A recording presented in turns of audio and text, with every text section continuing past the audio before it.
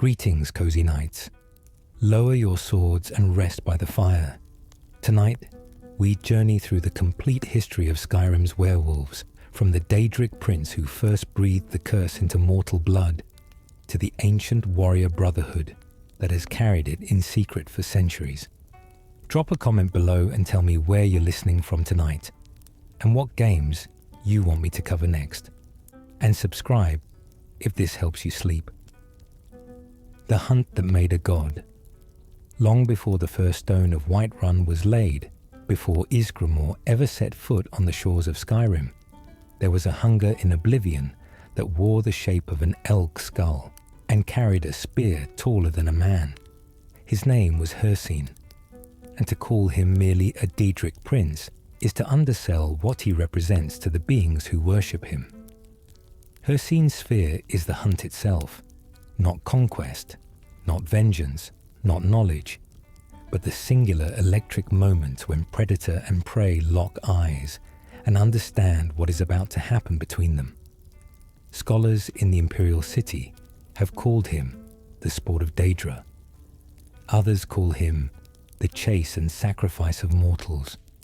To the Khajiit he is known, with a mixture of reverence and dark humor, as the hungry cat. But across every culture and every era of Tamrielic history, one title has followed him more consistently than any other: the father of man-beasts. It is worth sitting with that title for a moment, because it tells you almost everything you need to know about how Hircine sees the werewolves who serve him. He does not see them as victims. He does not see them as tools exactly, though he certainly uses them that way. He sees them as his children. His realm of oblivion, the hunting grounds, is described as an endless forest, a place where the boundaries of the map never quite resolve into something a mortal cartographer could chart, because the forest itself seems to breathe and shift according to the needs of whatever hunt is currently underway. It is here that Hircine and his Daedric soldiers, the huntsmen, chase down great beasts, mortal souls, and on occasion even other Daedra, all in service of what Hircine calls the greatest game. If you want to understand Hircine's philosophy, you do not need to travel to some ruined shrine or decode some ancient text written in a dead tongue. You simply need to understand the law of fair hunt, a principle that governs every interaction Hircine has with the mortals who cross his path. The law is deceptively simple. The prey, which Hircine refers to as the hare, must always be given a genuine chance at escape. This is not sportsmanship in the way a Nord Jarl might understand honor in single combat. It is something colder and stranger. Hircine does not want an easy kill. He wants the possibility of loss baked into every hunt he participates in, because without that possibility, the hunt means nothing to him. A hunter who traps the hare with no way out has, in Hircine's eyes, committed a kind of blasphemy against the very sphere he represents, and in a twist that reveals just how much Hircine respects cunning over brute strength, a hare who manages to turn the tables and become the hunter, who somehow flips the entire structure of the chase on its head, can actually earn Hircine's genuine admiration. This is a prince who values the thrill of uncertainty over the guarantee of victory, and that single detail shapes almost everything werewolves in Skyrim experience, from the way the curse takes them to the way it ultimately claims their souls. Unlike many of the other Daedric princes scattered across the shrines of Skyrim, whose worship tends to be a matter of desperate bargains or fearful placation, Hircine occupies a strange position of being one of the more widely worshipped princes in all of Tamriel, despite the fact that he never actively seeks out worship or reverence in the way that, say, Molag Bal or Mehrunes Dagon might. People are drawn to him because his sphere touches something primal in mortal experience. The thrill of the chase exists in every culture, in every era. Hircine did not invent the concept of hunting, but he became its patron, its ultimate authority, the entity against whom every mortal hunt is silently measured. And it is this same primal, thrilling, dangerous appeal that makes lycanthropy such a complicated gift to receive. Because make no mistake, cozy knights, that is exactly how it was framed to the earliest werewolves in Tamrielic history. Not as a curse, not as an affliction, as a gift. The origins of lycanthropy itself stretch back far beyond anything documented in Skyrim's own libraries, though the game gives us just enough scattered detail to piece together the shape of the truth.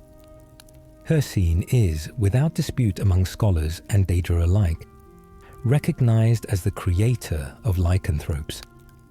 He did not merely grant the power to a single mortal and let it spread on its own. He can, according to numerous accounts across the provinces, create lycanthropic versions of virtually any creature he chooses.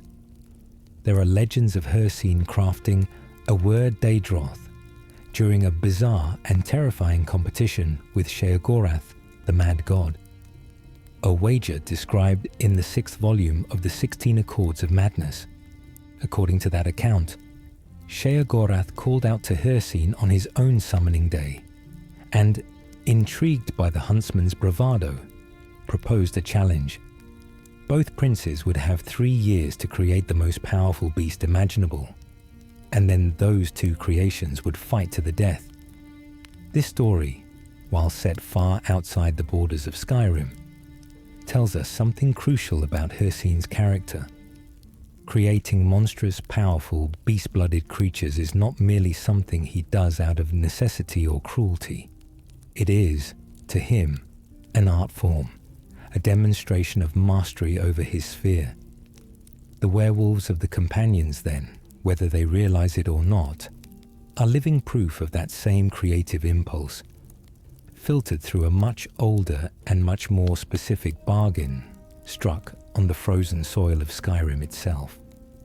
Hircine's realm, the hunting grounds, deserves its own careful attention here, because it will matter enormously later in our story, when we speak of what happens to a werewolf's soul after death. For now, understand this. The hunting grounds are not merely a hunting preserve in the way a Nord lord might maintain a forest for sport. They are described as an endless forest, ever-changing, where Hircine and his huntsmen pursue quarry without end. Time does not seem to move the same way there. Souls who end up trapped within its boundaries do not simply live out one hunt and rest. They are drawn into an eternal cycle, hunted and hunting in turn, forever caught in the gravitational pull of Hircine's sphere. It is, by every account we have access to, a realm built entirely around the sensation of the chase, stretched out into infinity.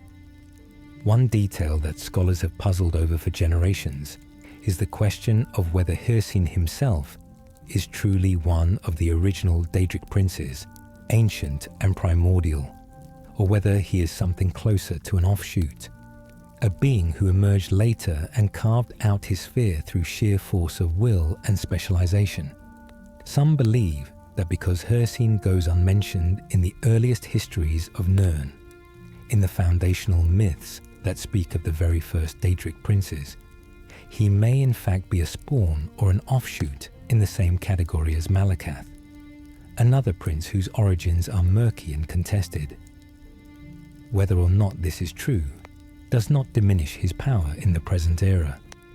By the time Skyrim's story unfolds, Hircine is firmly established, ancient enough that his name carries weight across every province, and his gift of lycanthropy has already worked its way into the deepest traditions of one of Skyrim's oldest and most respected warrior guilds. It is here that we must begin to trace the specific thread that leads us to the Companions, because Hircine's involvement in Skyrim is not some abstract theological concept discussed only in dusty tomes. It is a living, breathing part of the guild's identity. hidden beneath the floors of Jorvaska itself. Before we can understand how the curse entered the companions, though, we need to appreciate just how central Hircine remains to the werewolf experience even in the modern age of the game.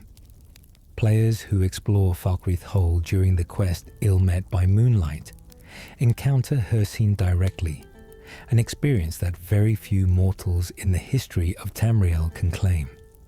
He appears not as some distant abstraction, but as an active, opinionated participant in the affairs of his werewolf followers, judging their conduct, rewarding cunning, punishing betrayal of his laws. This quest, which we will return to in far greater detail later in tonight's journey, gives players one of the clearest windows into Hircine's personality that exists anywhere in the game. He is playful in a way that feels almost predatory itself, amused by mortal schemes, quick to anger when his laws are broken, and startlingly generous to those who impress him.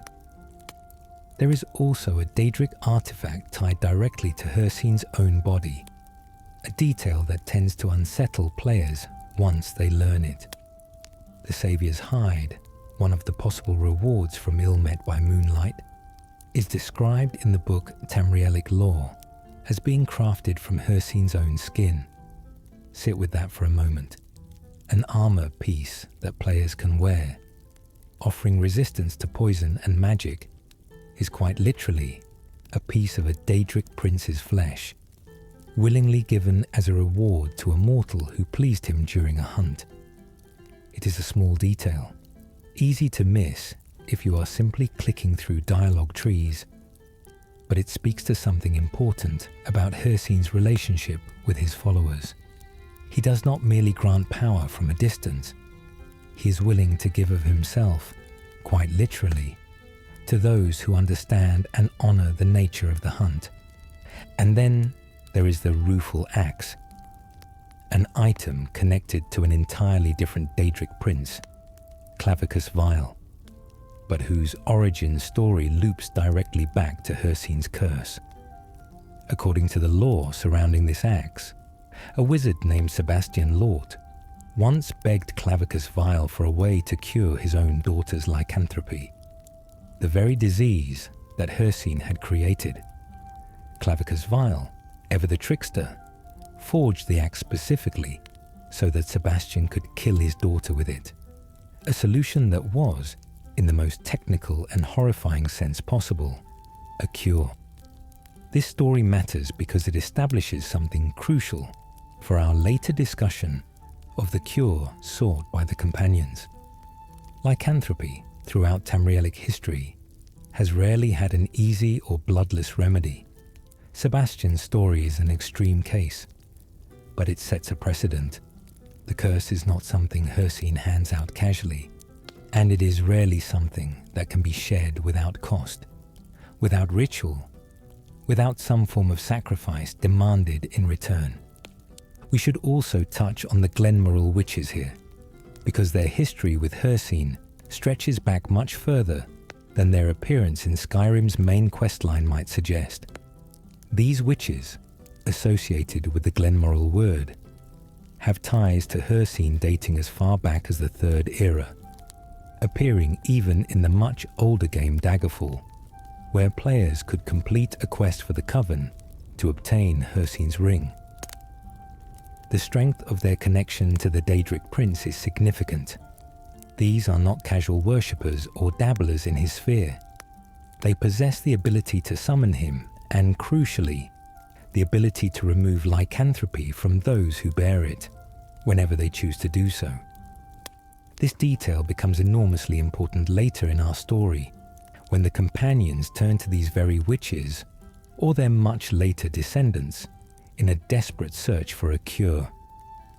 The book known as the Glenmoral Word, penned by a scholar called Lady Cinnabar of Tanith, offers a description of these witches that has survived into the present era, though much of its detail remains obscure even to those who have read it firsthand. What we are building toward cozy nights is an understanding that when the curse of lycanthropy entered the companions centuries ago, it was not some random accident, not some stray infection picked up in the wilderness. It was a deliberate bargain, struck with intention, between mortal ambition and Daedric power, mediated by witches who had served Hircine's sphere for longer than most kingdoms in Tamriel have existed. The companions did not stumble into this curse. They walked toward it, eyes open, believing they were reaching for glory. And in many ways, that is the central tragedy that will define everything else we discuss tonight. A warrior brotherhood built on honor, on the legacy of the legendary Ysgramor and his 500 companions, chose to entangle its future with the Daedric prince's hunger for the perfect chase. And centuries later, its members are still living and dying with the consequences of that choice. Before we move forward into the specific history of how this bargain was struck, it is worth pausing to consider what makes Hircine such a uniquely compelling figure among the Daedric princes, because understanding him deeply will help everything else in tonight's story land with the weight it deserves. Unlike Meridia, who demands a kind of moral purity from her followers, or Boethia, who thrives on betrayal and violence for their own sake, Hircine's demands are almost disarmingly simple. He wants a good hunt. He wants worthy prey. He wants the tension of possible failure woven into every chase. This simplicity is precisely what makes him so seductive to mortals who crave power, because his price often seems, at first glance, so much lower than what other princes demand. Hunt in my name, he tells the earliest companions who bargained with his witches, and I will grant you strength beyond what any mortal warrior could achieve alone. It sounds almost reasonable. It sounds dangerously like a fair trade. But as we are about to see, the true cost of that bargain was never fully explained to the companions who accepted it. And centuries later, one harbinger would spend his final years locked away with old documents, desperately trying to understand exactly what his ancestors had actually agreed to when they first knelt before the Glenmoor witches and asked for the gift of the beast, the bargain that bound the circle. To understand how lycanthropy entered the companions, we have to first understand what the companions were before the curse ever touched them. According to the oldest traditions the guild still clings to, they claim descent from the legendary 500 companions who followed Ysgramor across the sea from Atmora. Warriors of such renown that their exploits became the foundation myths of Nord culture itself. Whether every member of the modern guild is a literal bloodline descendant of those original warriors is a matter of some dispute among scholars, but the guild has, for centuries, positioned itself as the spiritual and martial inheritor of that legacy. Their home is Jorvaska, an overturned longship turned mead hall in the heart of Whiterun, and the title given to their leader is not king, not master, but harbinger, a direct callback to Ysgramor himself, who was known as the harbinger of us all. For a long stretch of the guild's history, the companions operated much as any mercenary or warrior guild might, taking contracts, defending the weak, building a reputation across Skyrim for both skill in battle and a certain code of honor that set them apart from common sellswords. But at some point, likely in the late Second Era, a harbinger by the name of Colonel Longnose founded an inner structure within the guild that would come to be known as the Circle, a group composed of the highest ranking and most respected members. Longnose is remembered and lauded in companion tradition for what is described as returning honor through blood to the organization, a phrase whose full meaning becomes considerably more unsettling once you understand what would happen to the Circle not long after its founding. It was not Longnose who first turned the companions toward what the guild's own records describe as the ways of the beast. That dark honor belongs to a later harbinger named Terfig, whose decision would echo through the centuries in ways he likely never imagined. According to Kodlak's journal, an item players can discover much later in Skyrim's story, Terfig made a direct pact with the Glenmoral witches. The terms of that pact were framed, at least on the surface, as a reasonable exchange. If the companions would hunt in the name of Hircine, dedicating their martial prowess to the Daedric prince's sphere, they would be granted great and terrible power in return. It must have seemed, to Terfig and the circle members who stood beside him at the time, like an almost effortless bargain. Continue doing what they already did best, fighting, hunting, defending, but now, with the strength of Hircine's blessing coursing through their veins. What the circle did not understand, or perhaps chose not to fully interrogate, was the permanence of what they were accepting. According to the guild's own histories, they had not believed the change to be permanent. They believed, or were led to believe, that this was a temporary boon, a gift that could be set aside once it had served its purpose. Instead, they had been deceived, whether through Hircine's own trickery or the witch's careless framing of the terms, and the affliction settled into the bloodline of the circle with a permanence that would haunt generation after generation of companions to come. From that point forward, partaking in the beast blood became something close to tradition within the inner circle of the guild, passed down through the centuries via a ritual infection administered to those who were admitted to this most secretive and elevated rank. This ritual, we now know, takes place in a specific and physically real location within the game, a chamber that predates even the founding of Whiterun itself. Beneath the Skyforge, that ancient and legendary forge tended for generations by the Greymane family, lies a hidden space known as the Underforge. Its origins are, much like the Skyforge above it, genuinely unknown even to the companions who use it. It existed before Jorvaska was ever built, before Whiterun's walls rose around the plains, a natural or perhaps unnaturally old chamber that seems attuned, in ways the guild's own members describe with a kind of reverent unease, to the moon and to Hircine himself. If you ever walk through Whiterun and pause to consider the Skyforge, that towering ancient structure built into the base of a great stone bird overlooking the plains, know that directly beneath your feet, hidden from the eyes of ordinary citizens and even from most of the companions who are not yet part of the circle, lies a font in the center of a hidden chamber, a font that has been filled over and over across the centuries with the blood of countless werewolves during their own initiation rites. The relationship between the Skyforge and the Underforge is one of the more beautifully constructed pieces of environmental storytelling that Skyrim offers, and it rewards careful attention.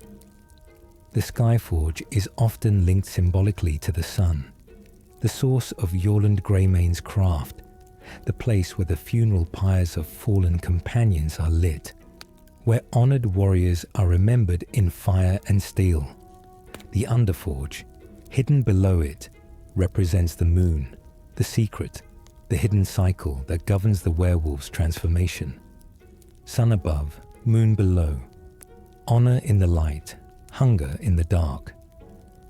It is difficult not to read this arrangement as a kind of architectural metaphor for the entire Companions organization itself. A guild that presents one face to the world, honourable, disciplined, glorious in battle, while concealing beneath its very foundations a secret that has cost it dearly across the centuries. The blood ritual itself follows a consistent pattern, one that has likely repeated with only minor variations for hundreds of years. A prospective member of the circle is brought to the Underforge at night, always at night, led by a current member who serves as what the guild calls their forebear, the one whose blood will pass the curse forward. In the modern telling of this story, which players experience directly, it is Skjor who leads the newest initiate into the chamber, with Aela the Huntress standing ready beside the ancient stone font. Skjor draws his weapon, and rather than performing any elaborate incantation or complicated magical ritual, the process is almost shockingly direct. He cuts into Aela's paw while she is in her werewolf form, holding the wound over the font until it fills with her blood. The initiate is then instructed to activate the fountain, to drink from it, and the result is immediate unconsciousness, a violent and disorienting transformation that the new werewolf experiences without any control or preparation whatsoever. They wake, sometime later, in an entirely different location, having spent an unknown span of time rampaging through the world in a beast form they had no ability to command. This detail matters enormously, Cozy Knights, because it tells us something crucial about how the curse has always been transmitted, and how little agency new initiates actually have in the moment of their transformation. There is no gentle onboarding here, no careful explanation of what to expect before the change occurs. The ritual is designed, whether intentionally or simply through the brutal nature of the magic itself, to strip away any illusion of control the initiate might have believed they retained. You drink, you black out, you become something else entirely, and you do not choose what that something else does with the hours it is given. The secrecy surrounding this practice has never been absolute, and that failure of secrecy has had brutal consequences across the centuries. A group known as the Silver Hand, self-righteous werewolf hunters who see the beast blood as an abomination to be purged wherever it is found, eventually learned of the Circle's closely guarded secret. Whether this knowledge came through betrayal, careless slips, or simple investigative persistence spanning generations, the result has been a long and bloody rivalry that continues to shape the companion's story well into the era in which Skyrim's own events take place. The Silver Hand do not merely dislike werewolves in the abstract. They actively hunt them, raid their hideouts, and have on more than one occasion documented in the game's own quests, struck directly at the heart of the companions themselves. It took generations, though, before anyone within the Circle began to seriously question whether the gift they had accepted from Terrific's bargain was truly the blessing it had first appeared to be.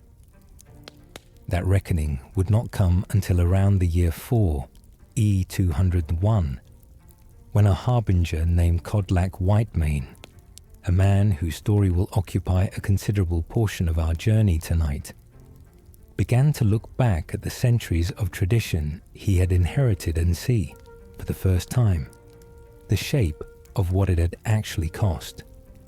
Kodlak came to view the beast blood not as a gift at all, but as a curse, one carrying serious spiritual implications that threatened the very souls of every Circle member who carried it. Implications that reached far beyond the simple physical transformation and struck at the heart of what it meant for a Nord warrior to die honorably and find rest among one's ancestors. But we are getting ahead of ourselves, Cozy Knights, because to understand why Kodlak's realization struck the Circle with such force, we need to properly meet the individual werewolves who lived alongside him, who each carried the curse in their own distinct way, and whose stories, when placed side by side, reveal just how differently the same affliction can shape different souls. Some embraced it as the truest expression of their strength. Some carried it with quiet unease, and at least two twin brothers bound as closely as any two people in Skyrim, would eventually beg to be freed from it entirely. Let us begin with the man whose crisis of conscience changed the course of the entire guild. Kodlak's long Twilight. Kodlak. Whitemane did not begin his life as a companion, and this detail matters more than it might initially seem to. He lost his family at a young age, when he was still little more than a boy, a tragedy the game's own lore leaves largely unexplained. Letting the silence around it speak for itself, he found his way to survival working as a bodyguard in Hammerfell, far from the frozen homeland that would eventually claim his loyalty and his legacy. It was there that a previous harbinger, a man named Asker, discovered him and recognized something in the young warrior worth recruiting. Whatever Asker saw in Kodlak that day, it proved accurate. The companions became Kodlak's new family in every sense that mattered, and he rose through their ranks until, in the year 4, E181, he was chosen as Harbinger himself. As Harbinger, Kodlak occupied a position that the guild's own traditions describe with careful precision. He did not give orders in the way a military commander might. His word was, instead, deeply and universally respected across all 9 holds of Skyrim, a moral and philosophical center of gravity for an organization that valued honor above almost everything else. Kodlak balanced this respect with genuine tactical skill and ferocity in combat when the situation demanded it, but those who knew him well remembered him as something closer to a philosopher than a warlord, a man prone to long meditations on the true meaning of honor and nobility. He maintained, throughout his tenure, that family and honor stood as the most important things the companions could offer one another, and he believed firmly that problems should be dealt with head-on, that true honor was found through glory earned in battle rather than through politics or scheming. This philosophy extended even into the fraught political landscape of Skyrim during the years leading up to the Stormcloak Rebellion. Kodlak worshipped Talos privately, a detail that aligns him personally with the Stormcloak cause on a spiritual level. Yet he maintained the companions' long-standing tradition of abstaining entirely from the Civil War's political conflicts. Whatever his personal convictions, he refused to let the guild be pulled into a fight that was not, in his judgment, truly theirs to wage. It is a small detail, but it speaks volumes about the kind of leader Kodlak was, disciplined enough to separate his own beliefs from the responsibilities he carried on behalf of every companion under his care. As a member of the Circle, Kodlak was of course a werewolf, a fact that troubled him with increasing intensity during what would become the final years of his long life.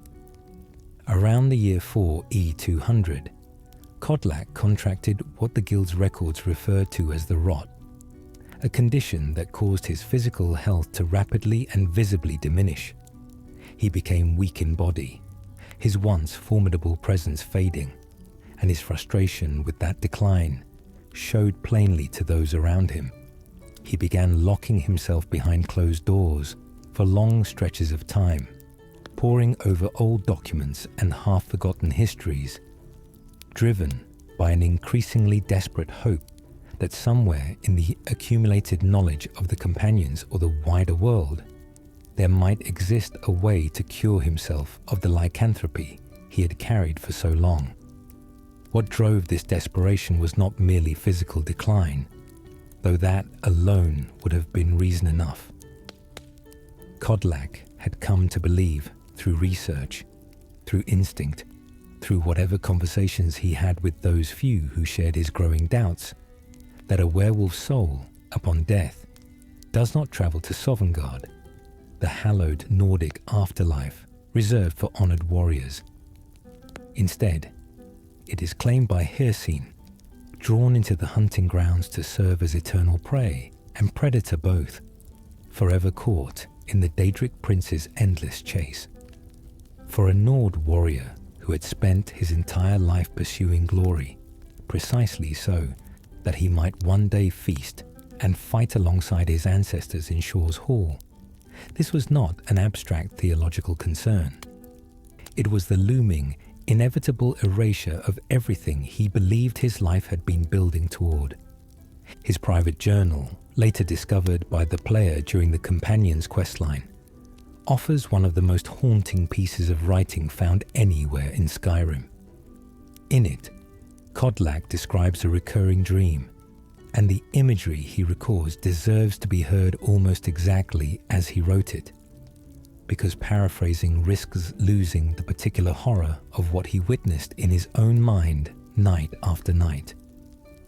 He sees, in this vision, the entire line of harbingers stretching back to Ysgramor himself.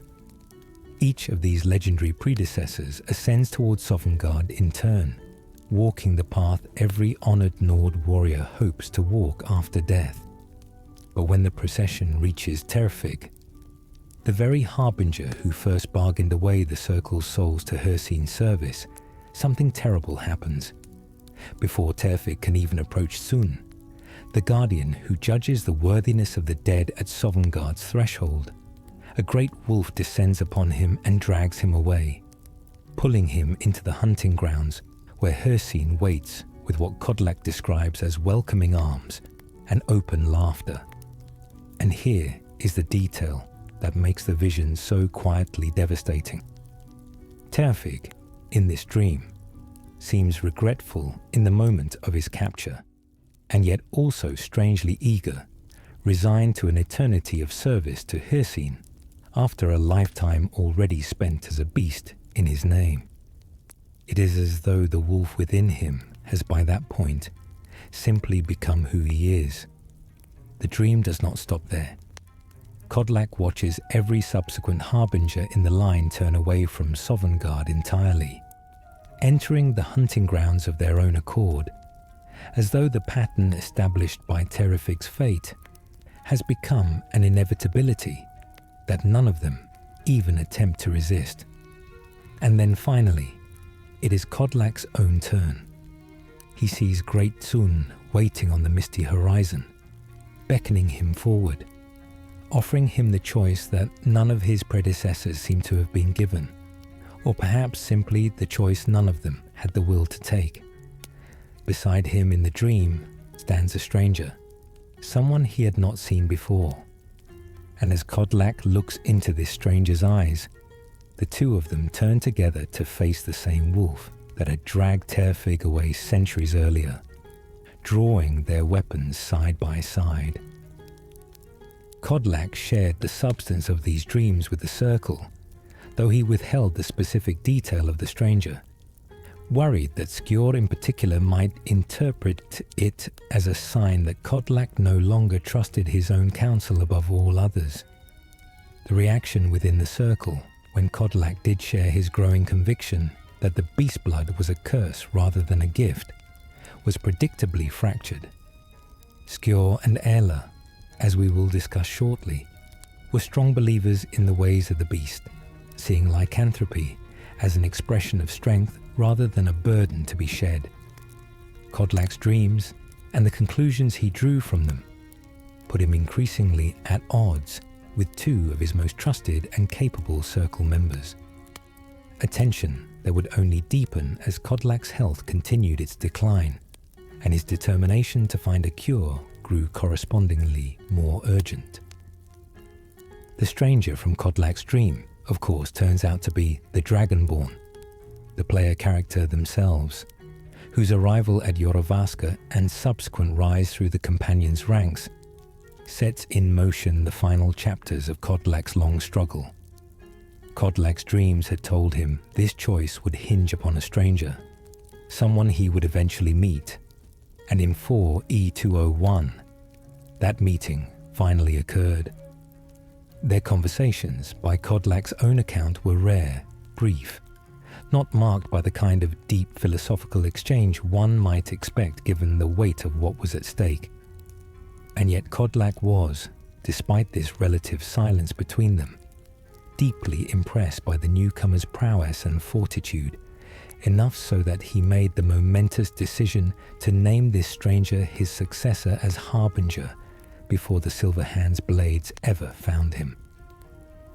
That end came swiftly and violently.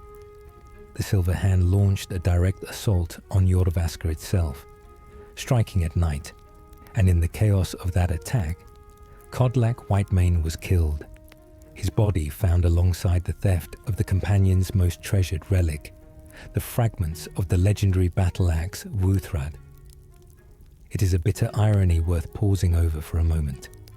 A man who spent his final years desperately trying to free himself and his brothers and sisters from the curse of the beast blood was killed not in werewolf form, not in some savage confrontation born of that very curse, but simply as himself.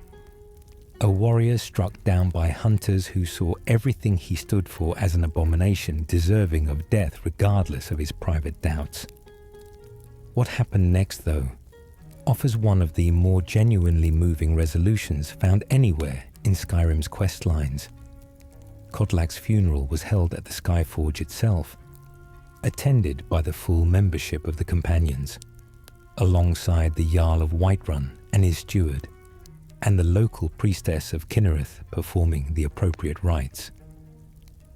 Kodlak's body was placed above the forge, and it fell to Aela the Huntress, despite her own convictions about the beast blood standing in direct opposition to everything Kodlak had come to believe, to light the funeral fire herself, offering a final farewell to a harbinger she had served and respected, even as she disagreed with the very cause he had died pursuing. Something remarkable happened to the Skyforge in the aftermath of that funeral. Something that speaks to the strange, ancient forces that have always surrounded this place. Ulland Greymane later remarked that since Kodlak's funeral, the forge itself felt more awake, as though whatever mysterious power gives Skyforge steel, its legendary strength had been fed and strengthened by the passing of a truly great soul. It was this newly awakened fire that allowed Eorlund to accomplish something he had never managed before in his long career as a blacksmith.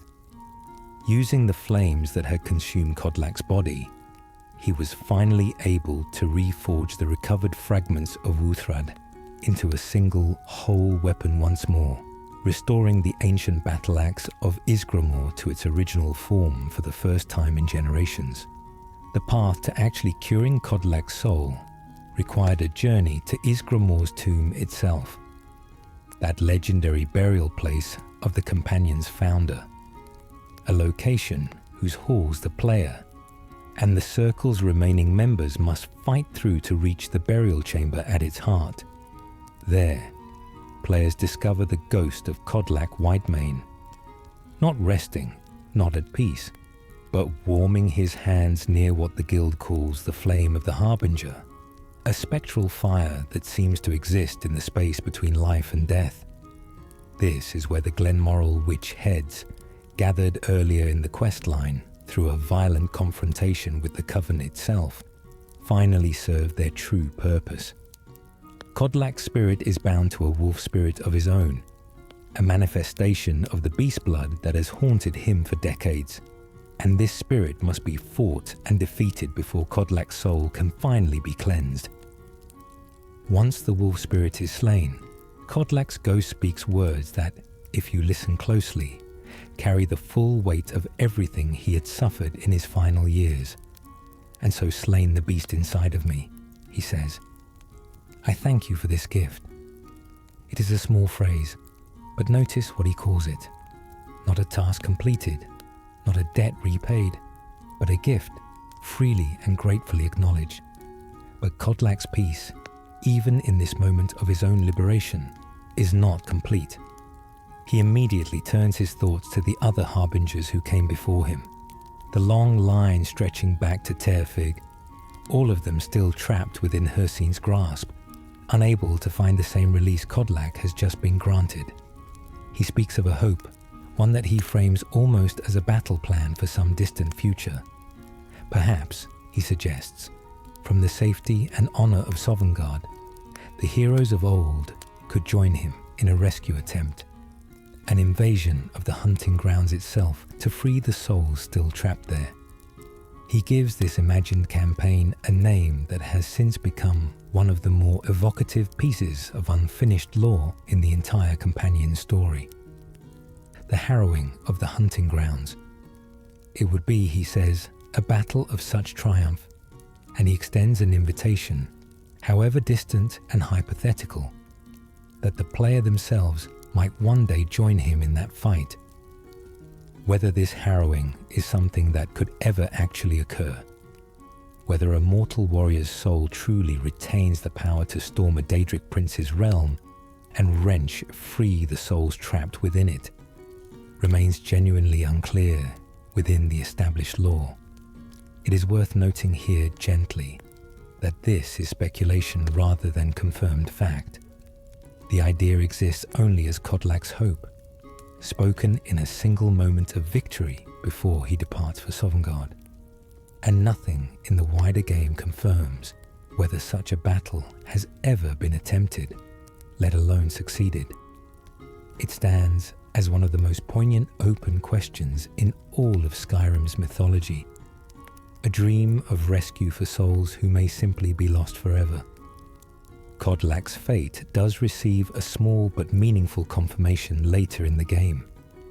For those who complete both the companion's questline and the main story's journey into Sovngarde itself, players who venture into that misty, hallowed realm during the confrontation with Alduin may encounter Kodlak's spirit wandering there, not quite at peace even in this most sacred of afterlives, trapped instead within Alduin's encroaching mist. His words in this moment carry a bitter irony that feels entirely intentional on the part of the writers. Alduin hunts me, he says, as we once hunted our prey, a bitter payment for many bloody deeds. Even here, even after his soul was successfully cleansed and delivered to the afterlife he had spent his final years desperately seeking, Kodlak finds himself once again cast in the role of the hunted, a final melancholy echo of the very curse he thought he had finally escaped. Kodlak Whitemane's story, taken as a whole, gives us the emotional and moral center of everything else we will discuss tonight. He is proof that the beast blood, however it might be framed by those who embrace it, carries a cost that at least some who bear it come to find unbearable. But his story alone does not tell us the full picture. To understand the circle in its entirety, we need to meet the members who stood in direct opposition to everything Kodlak came to believe, the two who saw in the wolf's blood not a curse to be escaped, but the truest and most honest expression of strength the companions could ever hope to possess. Skjor and Aela, the faithful. If Kodlak represented the growing doubt within the circle's ranks, Skjor and Aela the huntress stood as its most committed defenders of the old ways. Skjor, a Nord warrior whose entire identity was bound up in his role as a prolific and respected member of the companions, viewed Kodlak's crusade to find a cure with something close to dissatisfaction. Though the game's dialogue is careful never to paint him as simply villainous or short-sighted, he believed, with the same conviction Kodlak brought to his own opposing view, that the beast blood was a gift, and that Kodlak's search for a cure represented not liberation, but a kind of betrayal of everything the Circle had built its power upon. Skjor's home was Jorvaska, like every companion, and he slept in the shared living quarters between midnight and 8 in the morning, a small detail that grounds him firmly in the physical, lived reality of the guild's daily existence. It was Skjor who typically handled the recruitment of new Circle members into the Beast Blood tradition, and it was Skjor who, upon deciding that a particular initiate had proven themselves worthy through service and combat, would request a private meeting after dark near the Underforge, always keeping the true nature of that meeting carefully unspoken until the initiate arrived. He introduced Aela to new initiates as their forebear, the one whose blood would carry the curse forward into a new host. And he made explicit every single time that this entire process was to be kept secret from Harbinger Kodlak Whitemane himself. Think about what that secrecy actually means. The most senior members of the Circle, the Harbinger's own closest warriors, were actively concealing their recruitment practices from their own leader, a quiet but significant fracture running through the heart of the Guild's leadership long before Kodlak's doubts became public knowledge to the wider Circle. Aela the Huntress carries a family legacy with the Companions that stretches back further than almost any other members, a lineage rich enough that it deserves careful attention. Her mother was a Companion, as was her mother before her, and every woman in Aela's direct line stretches back through the centuries to a warrior named Hroti Blackblade, who stood among the original 500 Companions who followed Ysgramor himself to Skyrim's shores. This is not a minor detail. Aela is, in a very real sense, warrior nobility within the Companions' own internal culture, carrying a bloodline of service and sacrifice that predates the very city of Whiterun. She spent her early years in the wilderness with her father, learning to hunt everything the land had to offer, training that would later make her one of the finest archers in all of Skyrim, until she came of age and was old enough to undertake the trial required of every prospective companion. Her mother did not live long enough to see her daughter officially join the Guild's ranks, but Aela has spoken of fighting to honor her memory, and the memory of every shield sister who came before her throughout the centuries.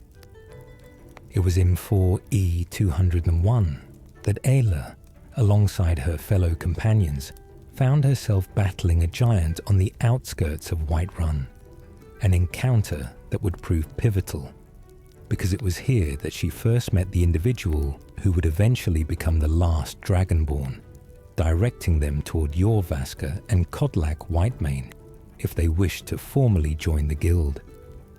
After the newcomer proved their worth through a series of contracts and a dangerous venture alongside Farkas to retrieve a fragment of Wuthrad from Dustman's Cairn, Aela stood alongside the rest of the Circle outside Jorvaskr to formally welcome the newest member into their ranks.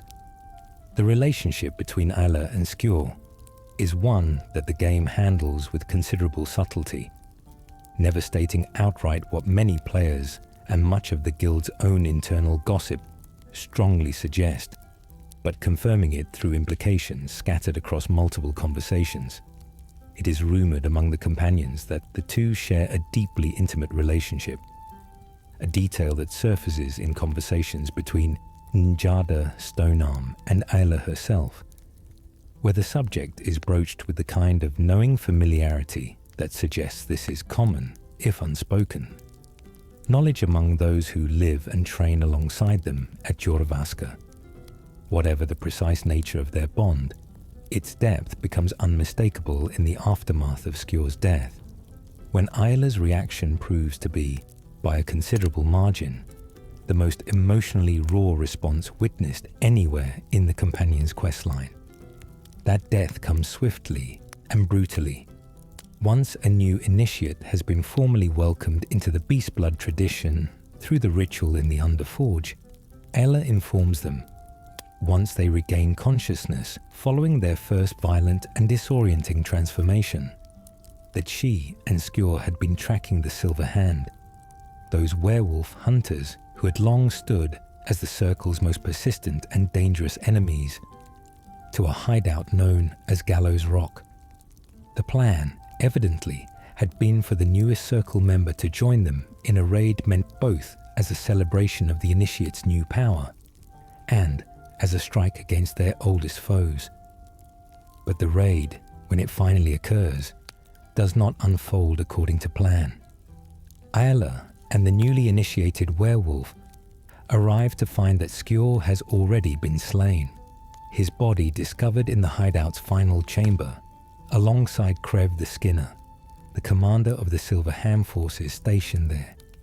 Skjor did not die in the raid the player experiences directly. He was captured and murdered before they even arrived, a detail that robs the player of any chance to intervene and adds a particular kind of helpless grief to Aela's reaction when the truth becomes clear. Aela's response is immediate and absolute. She vows to avenge Skjor's death, and this vow sets the companions on a course of violent retaliation against the Silver Hand that consumes much of the questline's middle chapters. She sends the newest Circle member to hunt down and assassinate one of the Silver Hand's leaders, and to search their hideouts for any information that might reveal the location of their headquarters. This campaign of vengeance eventually grows severe enough that it draws Kodlak Whitemane's direct intervention. Despite his own physical decline, despite his growing conviction that the beast blood itself was the true source of the Circle's troubles, Kodlak meets personally with the player character to admonish them for what he sees as unnecessary and excessive bloodshed, a moment that reveals the tension running through the entire Circle at this point in the story. Aela, and by extension, the newest werewolf under her guidance, are fighting a war of vengeance rooted in the very tradition Kodlak has come to see as a curse. And Kodlak's attempt to rein in that violence places him once again at odds with the values Skjor had spent his life defending. Even after Kodlak's death and the eventual cleansing of his soul, even after the Silver Hand are largely destroyed in retaliation for both Skjor's murder and Kodlak's own assassination, Aela's convictions never waver. The companions ultimately track down the last representatives of the Glenmoril Coven remaining in Skyrim and destroy them on Kodlak's own dying orders, using the severed heads gathered from that confrontation to cleanse Kodlak's soul even in the afterlife. Several other members of the Circle follow Kodlak's example in the aftermath, choosing to cure themselves of the lycanthropy that had defined so much of their identity within the guild. Aela is not among them. She rejects the offer to be cured outright, choosing instead to honor Skjor's memory by remaining exactly what she has always been, and by rededicating the shrines within the Underforge to Hircine's continued worship, keeping the old ways alive even as much of the rest of the Circle turns away from them. This detail, more than almost any other in the entire Companion's questline, captures the emotional core of what the beast blood actually means to those who choose to keep it. For Aela, lycanthropy is not merely a source of physical power, though it is certainly that. It is a living connection to Skjor, to the man she loved and lost, to a set of beliefs the two of them shared and defended together against a harbinger they respected but ultimately disagreed with on the most fundamental question the Circle had ever faced. To cure herself would mean, in some real sense, abandoning the last living thread connecting her to everything Skjor stood for. Based on what we know of her devotion, we can assume her refusal is not simple stubbornness, but something closer to an act of loyalty, however dangerous and however costly it might prove to be, for her own soul in the long run. Aela's continued presence as a werewolf becomes central to much of the game's post-questline content as well. It is Aela who leads the player through the totems of Hircine quests, a series of journeys to recover ancient totems that, once placed within the Underforge, grant unique abilities usable only while in beast form. And it is Aela, specifically, who becomes crucial to a very particular corner of the game's content involving the Dawnguard expansion, where players who have cured themselves of lycanthropy, or who have instead become vampires through Lord Harkon's gift, can seek her out to be reinfected with the beast blood once more, effectively allowing her to cancel out vampirism entirely by restoring the curse she has never once considered abandoning herself. There is something almost fitting about this detail. Aela remains, throughout the entirety of Skyrim's content, the guild's most reliable and unwavering keeper of the old traditions, a living embodiment of everything the Circle once was before Kodlak's doubts began to spread. We have now walked through the two poles of belief that define the Circle's internal conflict: Kodlak's growing conviction that the beast blood was a curse threatening the soul's eternal rest, and Skjor and Aela's steadfast faith that it represented instead the truest expression of a companion's strength and honor. But there is a third perspective still waiting in the shadows of Jorrvaskr, one that belongs not to a single believer or a single doubter, but to two brothers who found themselves torn, quite literally, between these opposing visions of what the beast blood truly means. Let us turn now to Farkas and Vilkas, and the strange, aching bond that ties their fates together, even as their beliefs begin to diverge. Farkas and Vilkas, two halves of a whole. Farkas and Vilkas are twins in the most literal sense the game offers us, raised together at Jorrvaskr from a very young age by a man named Jurgen, who rescued the two boys from a circle of necromancers under circumstances the game never fully explains, leaving just enough mystery to make the detail linger uncomfortably in the mind. Whether Jurgen was their biological father remains unknown even to the brothers themselves, though Farkas, in particular, speaks of him with genuine warmth, calling him father without hesitation, and considering the companions his true family in every sense that matters. Vilkas holds a slightly more complicated relationship with Jurgen's memory, less willing than his brother to grant him that same unquestioned paternal title, though the exact nature of that difference is left for players to interpret rather than being spelled out directly. What both brothers agree on is the outcome. Jurgen eventually left Jorrvaskr to fight in the Great War and never returned, leaving the two boys to grow up entirely within the walls of the Companions' Hall, raised by the guild itself in the absence of any other family. This upbringing produced two men who are, by every account within the game, remembered as among the youngest members ever to officially join the Companions. So young, in fact, that even Vignar Greymane, a man whose memory of the guild's history stretches back further than almost anyone else's, could not recall any companion joining at a younger age than these two brothers did. There is a particular poignancy in this detail once you understand it fully. Farkas and Vilkas do not remember a life before the Companions. Jorrvaskr is not simply their guild hall. It is the only home either of them has ever truly known. Despite sharing a childhood, a home, and eventually a place within the circle itself, Farkas and Vilkas developed into two distinctly different personalities, differences the brothers themselves acknowledge openly and without much apparent resentment. Vilkas describes his brother's strengths plainly, noting that Farkas's brains are not his strong suit, a blunt assessment that Farkas himself never seems particularly bothered by. Farkas is instead respected throughout Jorrvaskr as a genuinely skilled warrior, someone whose combat prowess speaks for itself, even if his conversational skills tend toward the brief and direct. He can, at times, show a certain impertinence toward his elders within the guild, speaking his mind without much regard for a hierarchy, but this same directness makes him quick to warm to newcomers and fiercely protective of those he considers friends.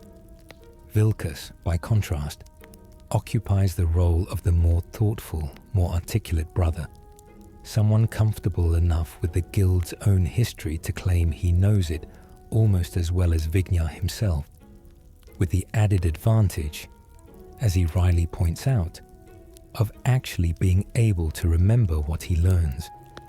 both brothers rose together through the ranks of the companions to become members of the circle, and both therefore carry the beast blood passed down through that same secretive tradition established centuries earlier by Terfig's original bargain. But it is here, in their relationship to their own lycanthropy, that the twins begin to reveal a complexity that sets them apart from every other circle member we have discussed tonight.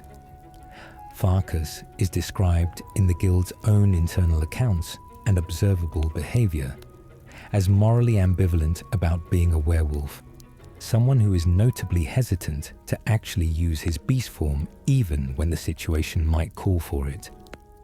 This hesitance becomes visible during the journey to Ysgramor's tomb, when Farkas admits, with a rare and vulnerable honesty, that he has developed a genuine fear of giant spiders following the events of an earlier trial, and refuses to accompany the player past the tomb's outer chambers as a result. It is only once they encounter a group of Silver Hand members deeper within the tomb that Farkas finally transforms, dispatching every one of them in his beast form before opening the gate forward and returning, once his human self reasserts itself, with a small and almost shy apology. "I hope I didn't scare you," he says, a line that captures something genuinely tender about his character, a powerful, capable werewolf who is nonetheless concerned, in that quiet moment after violence, about how his transformation might have affected the person standing beside him. This ambivalence toward the beast blood eventually crystallizes into something far more decisive. It is Farkas and Vilkas, and only Farkas and Vilkas among the entire circle, who actively wish to be cleansed of their lycanthropy, following Kodlak's own successful cure, a fact confirmed directly by the guild's own quest structure, since the Purity quest, the ritual that allows other circle members to seek the same cure Kodlak received, can only ever be completed for these two brothers. No other named member of the circle shares their desire to be freed from the curse. After the events of Glory of the Dead, when the player returns to Jorvaska, having successfully cleansed Kodlak's spirit, one or both brothers will eventually reveal, in conversation, that they have been pondering Kodlak's choice, turning it over in their minds, and have come to a similar conclusion for themselves. They ask the player to help them undergo the same process, gathering a Glen Moril witch head and returning once more to Ysgramor's tomb to perform the identical ceremony that freed Kodlak's soul.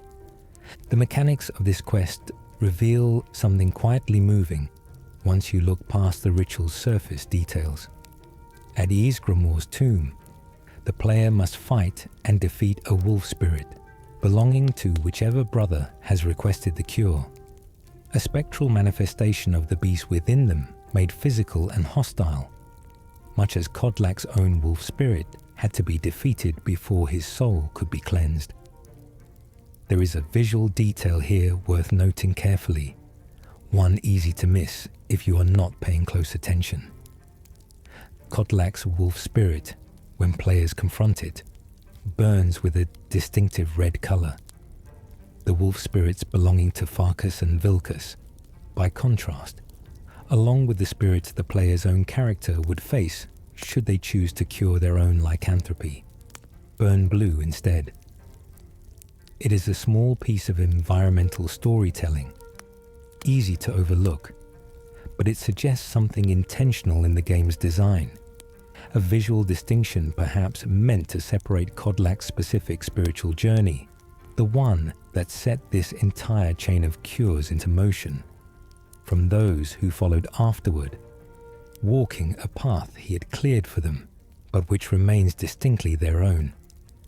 Once cured, whichever brother has undergone the ritual is freed from the beast blood entirely, and it is worth pausing here to consider what this means for the deep, almost mystical bond the twins share throughout the rest of their story. There is a poignant symmetry to their situation, born identical, raised identical, initiated into the same secret tradition at what was likely close to the same time. And yet each brother's relationship to that shared curse is something he must ultimately work through and resolve individually.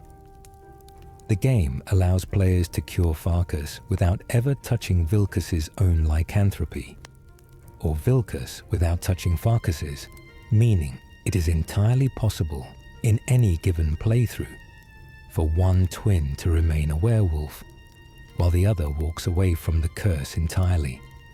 A divergence between two men who have shared virtually everything else in their lives up to this point. One could reasonably wonder, and this drifts gently into the territory of interpretation, rather than confirmed lore, whether such a divergence might create its own quiet tension between the brothers, one now free of the beast blood's spiritual weight, while the other continues to carry it, though the game itself leaves this particular emotional thread largely unexplored, offering us instead simply the fact of the choice and its consequences, without dwelling on what might unfold between the twins afterward in the years the story does not show us. What we can say with confidence is that Farkas and Vilkas represent something distinct within the Circle's larger story. A middle path between Kodlak's absolute conviction that the beast blood was an unambiguous curse, and Skjor and Aela's equally absolute conviction that it was an unambiguous gift. The twins occupy a more uncertain, more human space between those two poles. Warriors who accepted the beast blood as part of their rise through the Circle's ranks, who used its power when the situation demanded it, and who nonetheless, when finally given the chance to set that power down, chose freedom over strength. There is something deeply relatable in that ambivalence, a reminder that not every werewolf within the Companion's long and bloody history experienced their curse with the same certainty Kodlak or Aela brought to their own very different conclusions. For Farkas and Vilkas, it seems, the beast blood was simply something they carried for a time, powerful and useful, perhaps even a little frightening, until the day finally came when they no longer wished to carry it at all. Both brothers, once the Companion's main quest line reaches its conclusion, become available to the player as followers and potential marriage candidates, continuing their service to the Guild in whatever state their lycanthropy happens to be left in by the player's choices. It is a small but meaningful detail that the game allows their story to continue past the moment of crisis that defines most of what we know about them.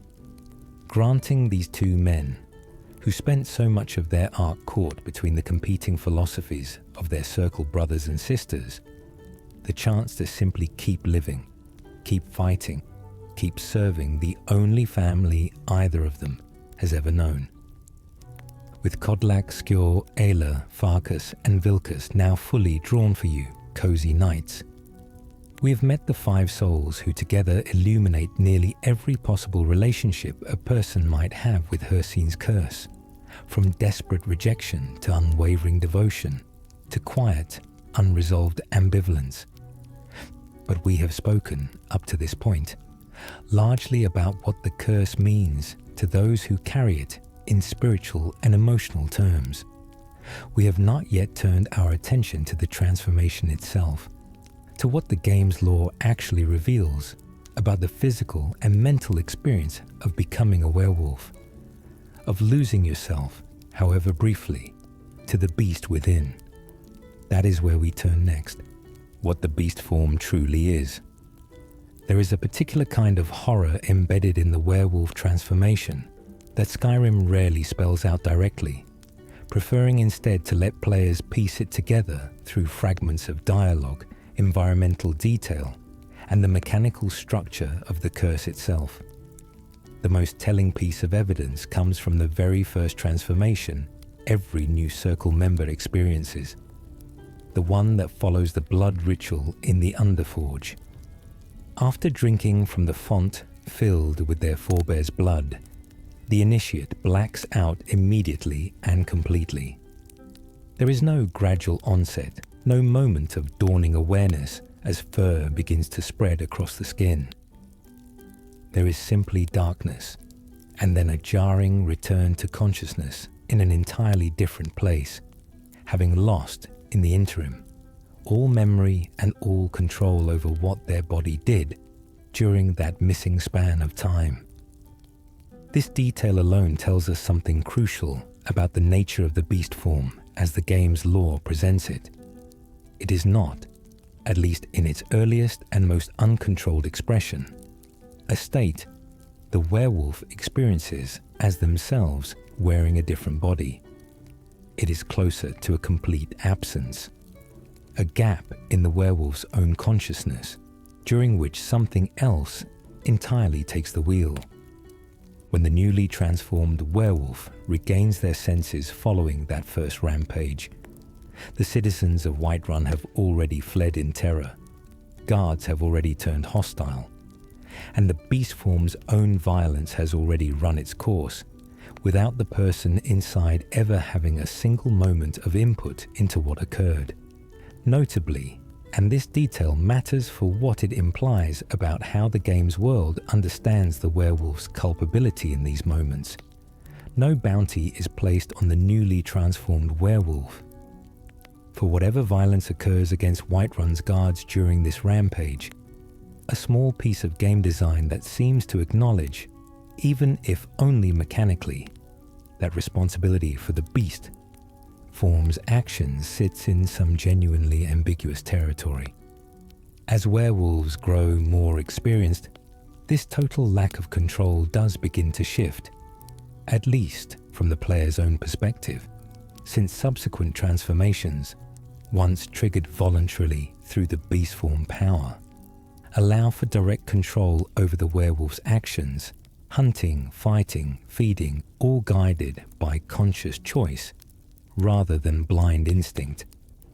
But it is worth remembering that this player-facing convenience exists in service of gameplay, and the deeper lore suggests that even controlled transformations carry a persistent undercurrent of bloodlust that never fully vanishes.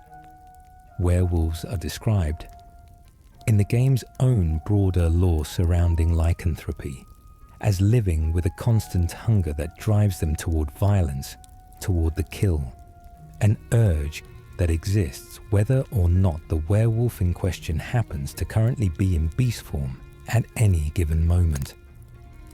This detail deserves real attention, because it suggests that the curse does not simply grant a werewolf a second, more violent body to occasionally inhabit. It reshapes something in their fundamental nature, leaving traces of that hunger even in their ordinary human hours. The mechanics surrounding feeding reveal another layer to what the beast form actually demands of those who carry it. While transformed, a werewolf can feed on the corpses of those they have killed, an act that restores 50 points of health and extends their remaining time in beast form by an additional 30 seconds. In its earliest, unmodified state, this feeding is restricted specifically to humanoid corpses, meaning the beast form's hunger is not simply an animalistic craving for any available meat, but something considerably more disturbing, a drive that specifically seeks out the flesh of other people. It is only through a specific perk gained within the Dawnguard expansion's werewolf skill tree, a perk known as Savage Feeding, that a werewolf gains the ability to feed on a wider variety of corpses, undead creatures included, expanding what had previously been an almost exclusively cannibalistic act into something slightly less narrow in its horror. This detail deserves to be sat with rather than rushed past cozy nights. Every werewolf within the circle, every member who has ever activated their beast form to fight the Silver Hand or hunt down some threat to the companions, has in doing so engaged in an act that, stripped of its magical framing, amounts to eating the flesh of the people they kill. Aela does this. Farkas and Vilkas, before their cures, did this. Kodlak, across the many decades of his membership in the Circle, almost certainly did this more times than any of them, before his growing horror at what the beast blood truly represented finally drove him to seek release from it. This could imply, given how deeply this detail is woven into the mechanical reality of the beast form, that at least part of what turned Kodlak against his own curse was not merely abstract theological concern about Sovngarde, but the accumulated weight of decades spent as something that fed, again and again, on the bodies of those it had killed. The game itself never states this connection outright, so it remains an inference rather than a confirmed piece of Kodlak's own reasoning. The physical transformation itself carries its own layer of dread once you consider it carefully. Werewolves in beast form are described as monstrous, wolf-like creatures, taller and broader than any man or mer, capable of moving either upright on two limbs or dropping to sprint on all four, a physical duality that marks them as something existing between two states of being rather than fully belonging to either. They carry a weakness to silver weapons, a detail consistent with werewolf mythology across countless cultures beyond Tamriel's own borders, and they possess an incredible resistance to disease and to paralysis effects, as though the curse itself, in granting this vulnerability to silver, has also hardened the body against the more mundane afflictions that trouble ordinary mortal flesh. Their claws are described as armor-piercing, capable of tearing through even well-forged protection, and their raw strength allows them to knock aside most opponents with an ease that speaks to just how far beyond ordinary mortal capability the beast form actually reaches. Werewolves in the wild, those encountered outside the specific context of the companion's questline, are almost always seen exclusively in their beast form, with only 2 documented random encounters in the entire game serving as exceptions to this pattern. This is a meaningfully different existence from what the Circle members experience. Aela, Skjor, Farkas and Vilkas move fluidly between human and wolf, maintaining lives, relationships and identities in their human forms, even as they carry the curse within them.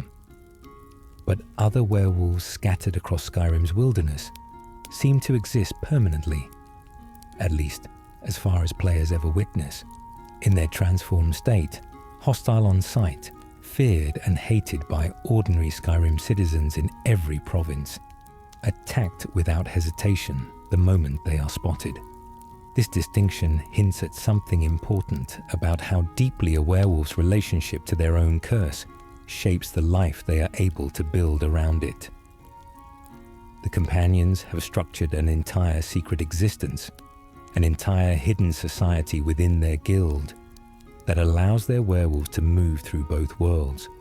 Others, lacking that same structure, that same brotherhood of shared secrecy and shared purpose, seem to have been consumed by the beast form far more completely, their human selves either lost entirely or simply never glimpsed by anyone who survives the encounter to tell of it. The Dawnguard expansion adds considerable mechanical and, by extension, thematic depth to the werewolf experience, introducing an entire perk tree accessible only while in beast form, a structure that allows werewolves to grow genuinely stronger and more capable through the act of feeding itself. Points toward these perks accumulate specifically through consuming the hearts of slain corpses, an escalating requirement where each subsequent perk demands an increasing number of feedings before it can be unlocked. There is something almost liturgical about this structure, once you consider it as more than a simple gameplay mechanic. Growth, in the beast form's own internal logic, is purchased directly through the act of consumption. through the accumulation of kills and the flesh taken from them.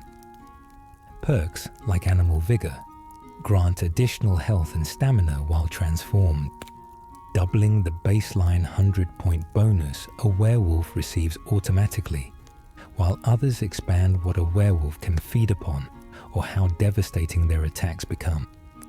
But every single one of these improvements is earned through the same fundamental act: feed, kill, feed again. An escalating cycle that mirrors, in mechanical form, the same hunger that defines the beast form's spiritual nature. There is one detail from the Dawnguard content that deserves particular attention here, because it offers one of the clearest windows the game provides into a werewolf's own subjective experience of their curse, however brief and fragmentary that window might be. Players who complete the Totems of Hircine quest gain access to the werewolf perk tree in its entirety, but before that quest is complete, a werewolf's power remains capped, undeveloped, as though the totems themselves represent some deeper attunement to Hircine's own sphere that must be earned before the fullest expression of the curse can be unlocked. This structure suggests that lycanthropy, even mechanically, is not a static gift bestowed once and left unchanging thereafter. It is something a werewolf must actively deepen their relationship with, a power that grows only through continued engagement with the very Daedric prince whose bargain first created it. Even those werewolves who never consciously think of themselves as worshippers of Hircine, and nothing in the game suggests Aela or Farkas ever considered themselves his devotees in any formal religious sense, are nonetheless drawn by the simple mechanics of their own power, deeper and deeper into a relationship with him, with every feeding, every totem recovered, every perk unlocked. This could imply, though it drifts into the territory of reading between the lines rather than stating confirmed fact, that this structure mirrors something true about addiction and identity more broadly. The beast form offers power, offers strength beyond what any ordinary warrior could achieve, and that power is only ever grown, never diminished, through continued indulgence in the very acts, the killing, the feeding, the surrender to bloodlust, that mark the curse as something dangerous in the first place. Kodlak's horror at what he and his fellow harbingers had become across the centuries begins to make a great deal more sense viewed through this lens. Every harbinger who accepted Terfig's bargain and continued to hunt in Hircine's name across their long tenure as Circle members was, in a very real sense, deepening their bond to the Daedric prince with every feeding, every totem, every act of controlled or uncontrolled violence undertaken in beast form, until by the time death finally came for them, that bond had grown strong enough to claim their souls entirely, pulling them away from Sovngarde and into the endless forest of the hunting grounds, regardless of whatever honor they might have earned in life through their service to the companions. This brings us, cozy knights, to a question that has hovered at the edges of everything we have discussed so far tonight. One that Kodlak spent his final years desperately trying to answer for himself and for those he led. What actually happens to a werewolf after they die? We have spoken of Hircine's realm in the abstract, of the hunting grounds as a concept, an ever-shifting forest where Hircine and his huntsmen pursue their eternal quarry. But the game offers us more specific detail about this fate than you might expect, detail gathered from Kodlak's own journal, from the wider lore surrounding Hircine's dominion, and from the fates of specific named characters whose souls we know, with reasonable confidence, ended up trapped there. Let us turn now to that darkest chapter of the werewolf story, the fate that awaits them once their mortal life and their mortal choices have finally run their course. The hunting grounds and what comes after.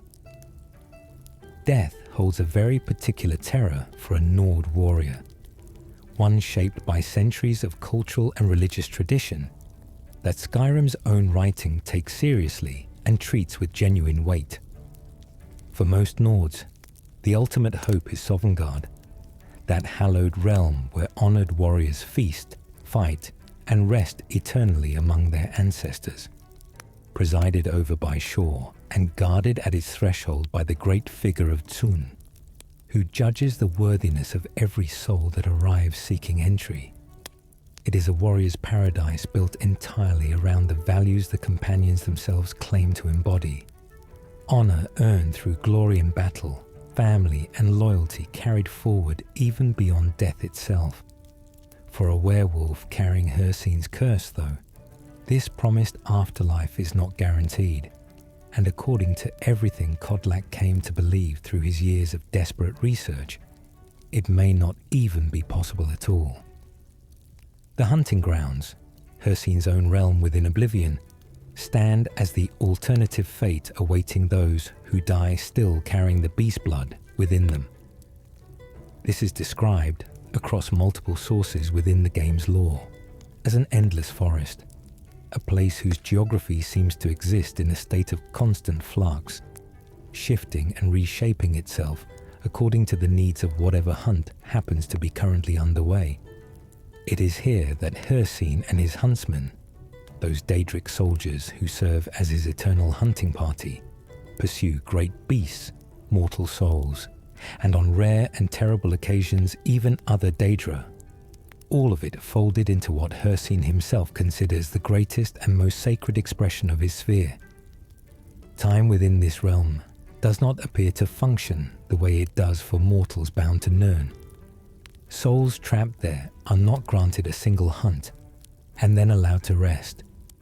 They are drawn instead into a cycle that seems to repeat without any promised end, hunting and being hunted in turn, forever caught within the gravitational pull of Hircine's endless appetite for the chase. Kodlak's own journal offers us the clearest and most emotionally devastating account of how this fate specifically claims the souls of the companions' harbingers, and it is worth returning to that account here with fresh attention, now that we understand the full weight of everything that led Kodlak to write it down. Every harbinger, in the vision he records, ascends towards Sovngarde in turn, following the same path every honored Nord hopes to walk after death. But beginning with Terfig, the harbinger whose original bargain first bound the circle to the beast blood, this ascension is interrupted. A great wolf appears before each harbinger can even reach Tsun for judgment, dragging them away from the threshold of Sovngarde and pulling them instead into the hunting grounds, where Hircine waits with what Kodlak describes in a detail that carries real horror once you sit with it, as welcoming arms and laughter. Every subsequent harbinger in the line, Kodlak records, eventually stops even attempting to resist this pull, turning away from Sovngarde entirely and entering the hunting grounds of their own accord, as those centuries of inevitability had simply worn away any hope of a different outcome. This is Cozy Nights, a genuinely bleak picture of what awaited generation after generation of companions' leadership, and it helps explain the particular urgency that drove Kodlak's final years. He was not simply seeking personal comfort or an abstract theological victory. He believed, with what evidence his research and his dreams had given him, that every single harbinger who had ever led the companions since Terfig's original bargain was, at that very moment, trapped within Hircine's endless forest, hunted and hunting for all eternity, denied the rest and honor that should have been their due after lifetimes spent in genuine service to their guild and to Skyrim itself. The harrowing of the hunting grounds, the imagined rescue mission Kodlak proposes in the moment of his own liberation, takes on a very particular weight once you understand just how many souls he believed were waiting there, trapped across centuries, hoping for a deliverance that may never come. It is worth being careful here, as we so often must be when discussing the deeper implications of Skyrim's lore, to separate what is confirmed within the game's own text from what remains genuinely uncertain. We know, with confidence, that Kodlak believed werewolves' souls went to the hunting grounds upon death. We know that his own successful cure performed even after death through the use of the Glenmoril witch, heads, and the ritual at Ysgramor's tomb, allowed his soul to finally reach Sovngarde, a result the game confirms directly through his subsequent appearance there during the main questline's climax. What remains genuinely unconfirmed, based on what we know, is whether the hunting grounds claim every werewolf soul universally, across every culture and every corner of Tamriel, or whether this fate is somehow specific to the particular bargain the companions struck with Hircine through the Glenmoril witches, a curse whose spiritual terms might differ from lycanthropy contracted through other means entirely. This uncertainty matters because Hircine's own broader relationship with werewolves across Tamriel suggests a somewhat more complicated picture than simple eternal imprisonment. He is, after all, described consistently across multiple sources as viewing werewolves as his children, a term that implies something closer to parental claim than simple predation. Villains and scholars alike who have studied Hircine's nature describe those afflicted with his gift as going, upon death, to participate in his eternal hunts, phrasing that leaves open the possibility that at least some werewolves might experience this fate, not purely as an imprisonment or punishment, but as a continuation of an identity and a purpose they had already embraced in life. Based on what we know of Hircine's fondness for his followers, we can assume, though this leans further into inference than confirmed fact, that a werewolf's specific relationship to their own curse in life, whether they embraced it as Aela did, resisted it as Kodlak came to, or held it with the quiet ambivalence Farkas and Vilkas seem to carry, might shape how they experience the hunting grounds after death, assuming they end up there at all. For Aela, who has explicitly chosen to remain a werewolf and to honor Skjor's memory by continuing in that state, an eternity spent hunting alongside Hircine's huntsmen might not carry the same horror it held for Kodlak. It might, in fact, be something closer to exactly what she would choose for herself, an eternal continuation of the very identity she has spent her life defending against Kodlak's own doubts. This possibility does not diminish the genuine tragedy of Kodlak's story, or the tragedy of every harbinger before him who was drawn into the hunting grounds without ever having the chance to choose that fate consciously and willingly. It simply suggests that the werewolf's afterlife, much like the werewolf's life itself, may not be a single uniform experience shared identically by every soul who carries the curse. Some, like Kodlak, spent their final years in desperate flight from what awaited them. Others, like Aela, seem prepared to walk toward that same fate without hesitation, having already made their peace, or perhaps never having needed to make peace at all, with what an eternity in Hircine's service might actually mean for them. The Daedric artifacts tied to Hircine offer us a few more scattered fragments to consider when piecing together the true nature of his realm and his relationship to those who serve him. The Saviour's hide, crafted from Hircine's own skin according to the account preserved in Tamrielic lore, and the Ring of Hircine, an item whose cursed and uncursed forms both play central roles in the quest ill-met by moonlight.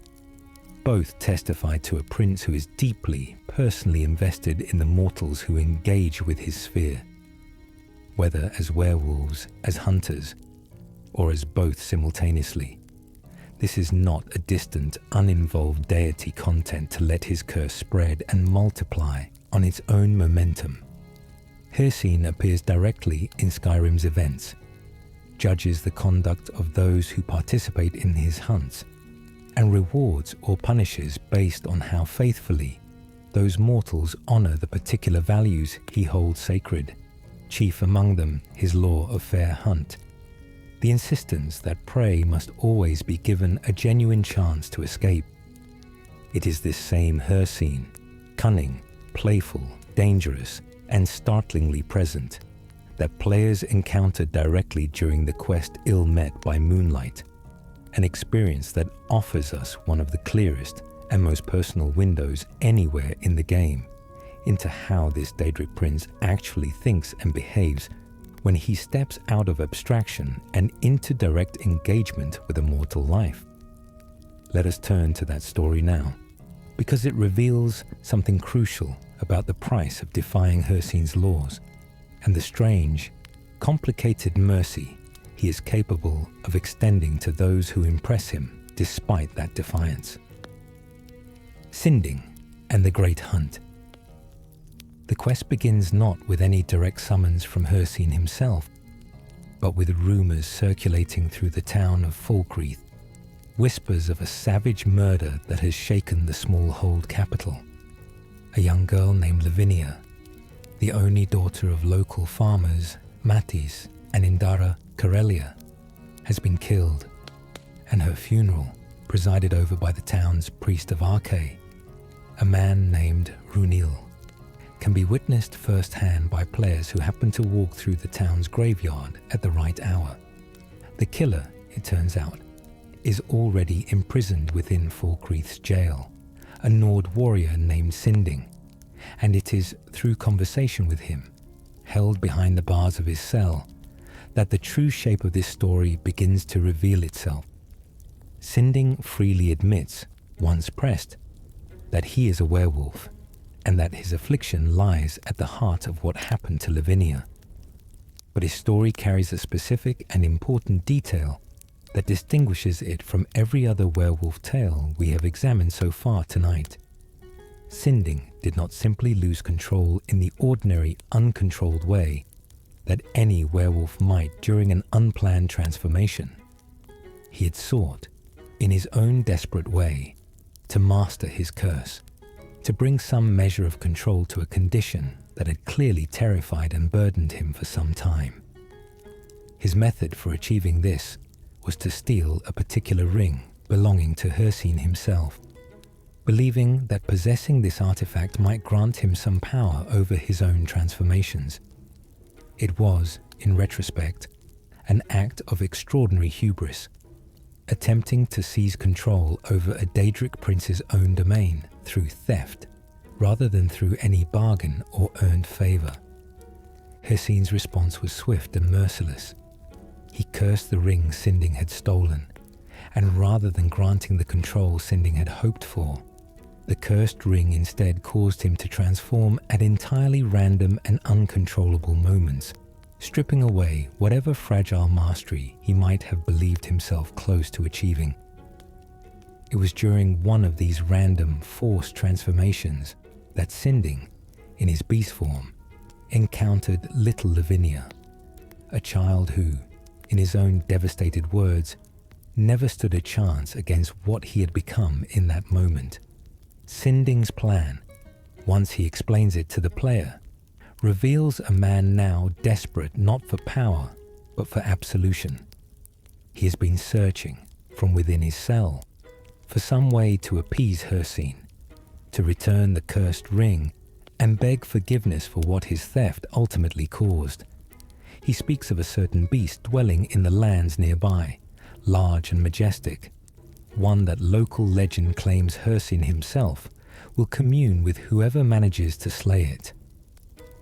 Sinding had tracked this creature, known to players as the White Stag, before his fateful accident with Lavinia intervened, and he now asked the player to finish what he started, to return the ring to Hircine on his behalf, and, in doing so, hopefully win back some measure of the Daedric prince's favour for him, even while he himself remains locked away, unable to pursue the hunt any further himself. If the player agrees to help, Sinding hands over the ring, which immediately and automatically equips itself, unable to be removed until the entire quest reaches its conclusion. And true to the curse Hircine placed upon it, the ring immediately begins causing random, uncontrollable transformations for the player character as well. A small but effective piece of game design that forces players to directly experience, even briefly, the same loss of bodily autonomy that has haunted Sinding throughout his own ordeal. It is one thing to hear werewolves described as losing control during their transformations. It is another thing entirely to feel that same lack of control imposed on your own character through the mechanics of the ring itself. A detail that speaks to just how carefully this quest was designed to place players inside the emotional experience of the curse, rather than simply narrating it to them from a safe distance. The hunt for the white stag leads players south of a location called Pine Watch into an unmarked clearing where the creature can finally be found and slain. This kill triggers the arrival of a ghostly manifestation of Hircine himself, and the Daedric Prince's reaction is immediate and telling. He is not pleased. He views what Sinding attempted, the theft of his ring, the desperate bid for control over a gift that was never meant to be controlled in that way, as a genuine betrayal, and he demands that the player track Sinding down at Bloated Man's grotto and tear the very skin from his body as punishment for that betrayal. Hircine adds, with a note of urgency that reveals just how competitive and high stakes his own sphere remains even among his most devoted followers, that other hunters are simultaneously vying for his favor in this same matter, and that the player should hurry if they wish to be the one to claim whatever reward Hircine intends to grant. Inside the grotto, players discover the true scope of what Hircine has set in motion. A mortally wounded Khajiit hunter named Skjor lies dying near a campfire. 3 other hunters already dead around him, casualties of Sinding's own desperate attempts to survive whatever pursuit has been closing in on him. Skjor, in his final moments, reveals that Sinding has proven far too strong for the hunters of Hircine sent after him, and he urges the player, with what little breath remains to him, to finish the job in Hircine's name before he too finally succumbs to his wounds. Deeper within the grotto, the player finally encounters Sinding himself, not immediately hostile, perched instead upon a rock outcropping, willing to speak before any violence begins.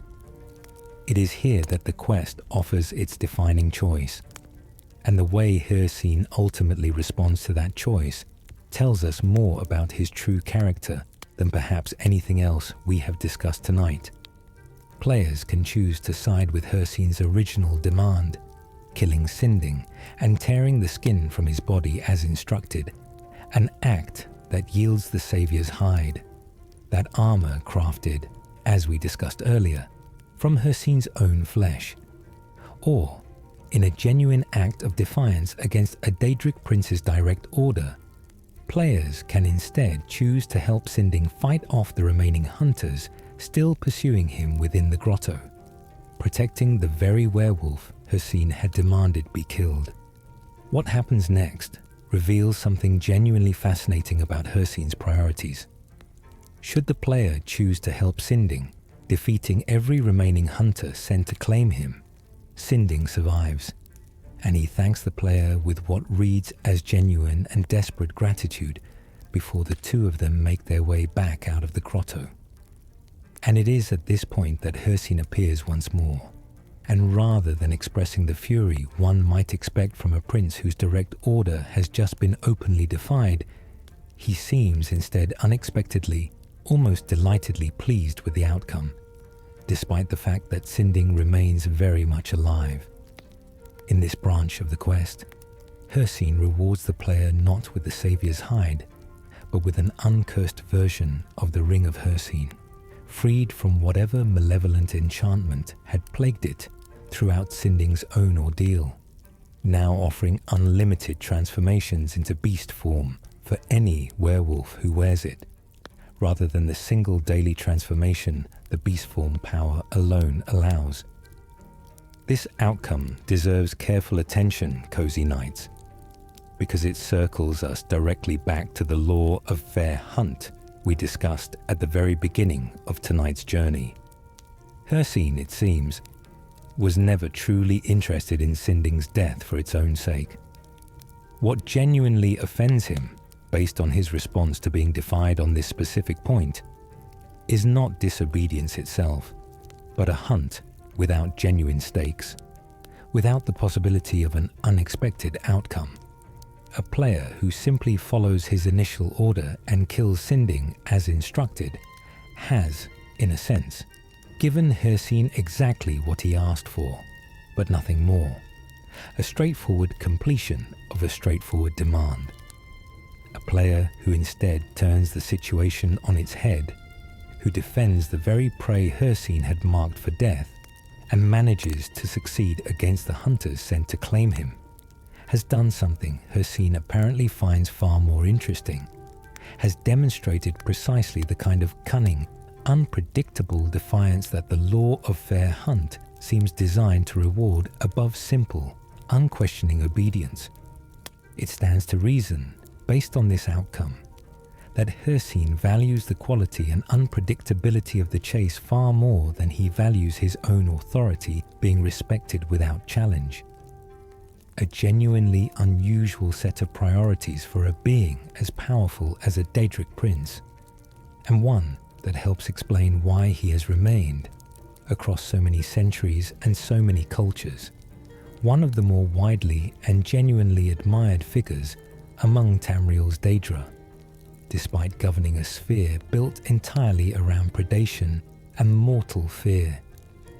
Sinding's fate, once the quest concludes, becomes strangely uncertain in a way that seems to mirror the fluid, ever-shifting nature of Hircine's own realm.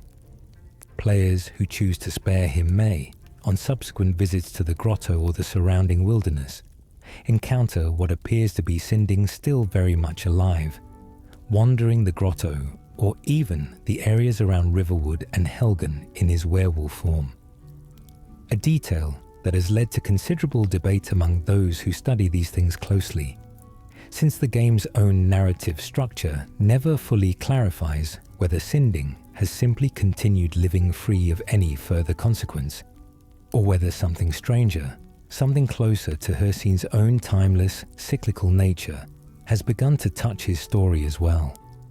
Ill Met by Moonlight gives us, more than perhaps any other single quest in Skyrim, a direct and personal encounter with the being who created lycanthropy in the first place, and it leaves us with a portrait of Hircine that is genuinely more complex than a simple villain or a simple benefactor.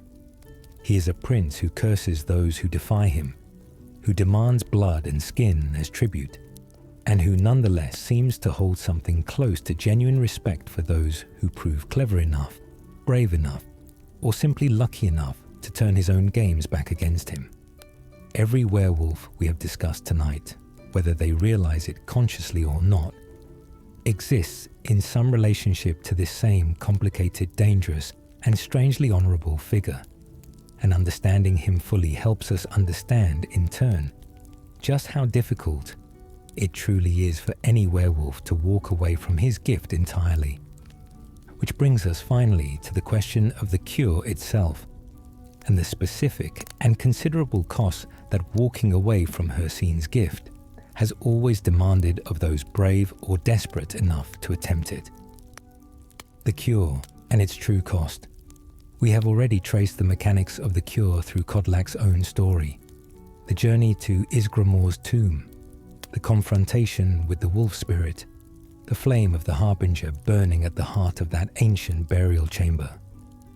But it is worth returning to the specific requirements and implications of this cure now, having built up the fuller context of everything it actually asks of those who seek it, because the price of freedom from Hircine's gift turns out to be considerably steeper and considerably stranger than a simple ritual might initially suggest. The cure requires, at its most basic mechanical level, the head of a Glenmoral witch, an item obtained specifically by travelling to the Glenmoral Coven and confronting the witches who dwell there directly. This is no small undertaking. 5 such witches inhabit the Coven, and killing them for their heads represents a genuinely dangerous confrontation with beings who, as we discussed earlier, maintain a connection to Hircine stretching back centuries, perhaps millennia, long predating even the companions' own bargain with their ancestors. There is a bitter irony worth pausing on here. To free oneself from a curse that Hircine's own witches first inflicted upon the companions generations ago, a werewolf must return to those very same witches, or their descendants and successors within the Coven, and take by force the one thing capable of undoing what their predecessors once granted. The cure is not, in other words, some separate and unrelated magic discovered through independent research. It is intimately, inescapably bound up with the same source that created the curse in the first place, a closed loop where the solution and the affliction both trace back to the same ancient, Hircine-touched coven. Once obtained, a single Glenmoral witch head is sufficient to cure one afflicted soul, whether that soul belongs to a living werewolf or, as Kodlak's own story demonstrates, to the spirit of one who has already died still carrying the curse. This detail matters enormously, because it means the cure is not merely a medical or magical treatment administered to a living body. It is capable of reaching backward, in a sense, into death itself, cleansing a soul of its lycanthropy even after that soul has already passed beyond the world of the living, provided the proper ritual is performed at the proper sacred location. Ysgramor's tomb, specifically the burial chamber housing the Flame of the Harbinger, is the only location where this posthumous cleansing has been demonstrated to work, a detail that ties the entire cure inseparably to the companions' own deepest history and to the legacy of their founder. What actually happens during this ritual, mechanically and spiritually, involves a direct confrontation between the werewolf, living or dead, and their own wolf spirit, a manifestation of the beast blood given physical, hostile form. This spirit must be fought and defeated in combat before the cure can take effect, a detail that carries genuine symbolic weight once you sit with it. The cure is not passive. It is not simply a matter of drinking some potion or reciting some incantation and having the curse lifted painlessly away. It demands, instead, that the werewolf seeking freedom must literally defeat the beast within themselves, must prove through combat that they are capable of overpowering the very hunger and violence that has defined so much of their existence since the moment of their first transformation. For Kodlak, whose soul underwent this confrontation only after his death, the fight was carried out on his behalf by his successor, the newly risen Harbinger who had taken up his mantle. For Farkas and Vilkas, and for any player character who chooses this same path for themselves, the fight must be undertaken personally, a direct and dangerous reckoning with one's own inner nature that cannot be delegated or avoided. There is a detail worth flagging here as an area of genuine interpretive uncertainty rather than confirmed fact. The wolf spirits belonging to Farkas, Vilkas, and any player character who seeks their own cure burn blue, distinct from the red flame associated specifically with Kodlak's own spirit. Taking a guess at what this distinction might mean, since nothing in the game states it outright, we might imagine that Kodlak's spirit carried a unique weight or significance tied to his status as the Harbinger who first led the crusade against the beast blood, a kind of narrative emphasis marking his cure as the pivotal, world-changing event it represents within the wider story. while the blue flames of those who followed represent a version of the same ritual now somewhat routinized. A path Kodlak's own sacrifice and success had cleared for others to walk more safely in his wake. Whether this color distinction carries any deeper canonical meaning beyond simple visual variety remains genuinely unclear, and it stands as one of those small mysteries the game leaves for players to ponder rather than resolve. The cure, once completed, is described within the game's own systems as generally permanent, at least in terms of removing the lycanthropy itself and all the abilities, both beneficial and burdensome, that come attached to it. A cured werewolf loses access to the beast form power entirely, along with any perks accumulated within the Dawnguard werewolf skill tree, and loses their connection to the Underforge as a sacred space, no longer able to enter that hidden chamber beneath the Skyforge or participate in the Totems of Hircine questline that remains available only to those who still carry the beast blood within them. There is, notably, a cost attached even to the mechanical benefits a werewolf might have enjoyed while cursed. Werewolves in their human form do not benefit from resting. Unable to accumulate the well-rested bonus that ordinary characters gain from sleeping in a proper bed. A small but persistent inconvenience tied directly to the restless, predatory nature the curse imposes even during the long hours.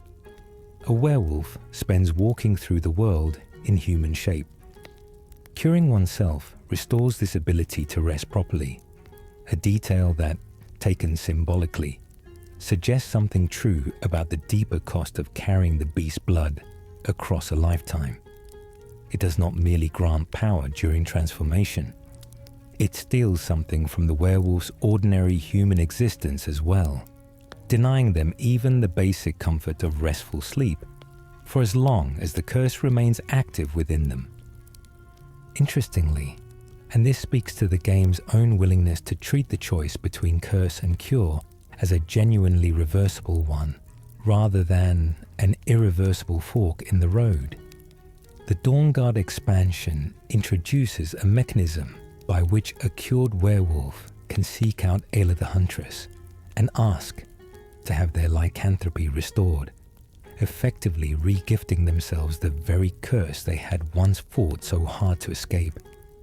This option exists specifically to serve players who might have cured themselves before realizing the full value of the Dawnguard perk tree, or who might have accepted vampirism through Lord Harkon's own gift, and now wish to cancel that affliction out by reclaiming the beast blood instead, since the two conditions cannot coexist within the same body. Should a player choose this path, restoring their lycanthropy, after having once cured it, they retain any werewolf perks they had previously earned, along with whatever totem benefit had been active at the time of their original cure, a detail suggesting that some fundamental aspect of the werewolf's relationship to Hircine's power persists even through the act of curing and reclaiming the curse, as though the connection, once forged deeply enough, can never be entirely erased, only temporarily set aside. This detail carries a particular weight when we consider it alongside everything we have learned about Kodlak's own desperate fight to escape the hunting grounds.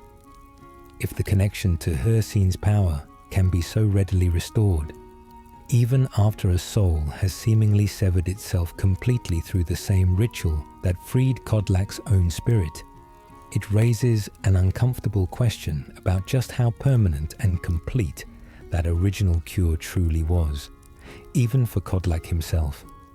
The game's own narrative treats his cure as final and absolute, confirmed by his subsequent appearance in Sovngarde, untroubled by any wolf spirit or any further claim from Hircine's realm. But the mechanical possibility of regifting lycanthropy to oneself suggests, at least in the wider systemic logic the game establishes, that the door back into Hircine's service is never entirely closed, that the bargain once struck, leaves some permanent mark capable of being reawakened under the right circumstances. Whether this mechanical detail is meant to carry any deeper narrative significance regarding the true permanence of Kodlak's own piece, or whether it is simply a piece of practical game design meant to give players flexibility in how they experience the Dawnguard content, remains, once again, a question the game leaves for its players to sit with, rather than answer definitively. What we can say with confidence, having traced this entire arc from Terfig's original bargain, through Kodlak's desperate research, through the blood ritual in the Underforge, through Sinding's tragic theft of Hircine's own ring, and finally to the specific mechanics of the cure itself, is that lycanthropy within the companion story was never framed, by the game's own writing, as a simple binary between blessing and curse. It is instead a genuinely costly, genuinely complicated power, one that grants extraordinary strength in exchange for a person's ordinary rest, their humanoid corpses' peaceful decay, and quite possibly their very soul's chance to reach the afterlife their culture holds most sacred. Some, like Aela, judge that trade worth making and continue to make it willingly, even after watching their own harbinger die still fighting to escape it.